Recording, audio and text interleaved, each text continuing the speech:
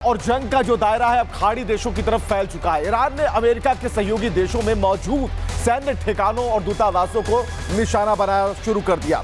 Riyadh से लेकर दोहा और मनामा तक मिसाइल और ड्रोन हमलों ने दहशत फैला दी। कई वजह नुकसान की खबरें हैं, कई जगह आखिर कितना बड़ा ये नुकसान है, पलटवार कितना बड़ा है, किस मोड़ पर यह जंग है, ये रिपोर्ट देखिए।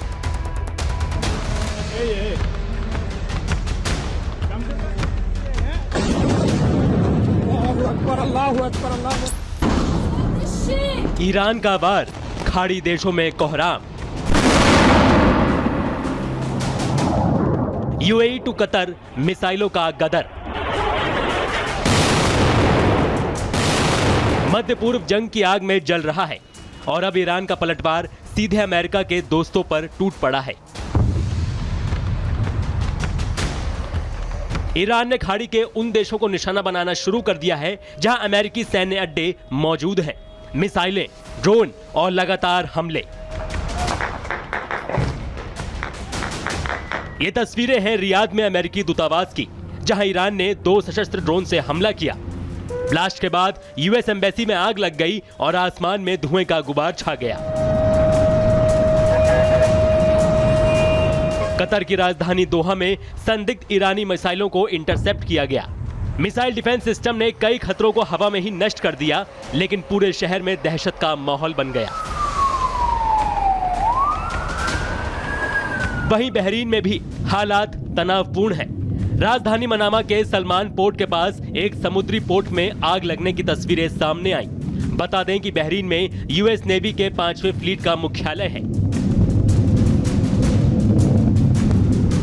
वहीं ईरान के निशाने पर जॉर्डन भी है।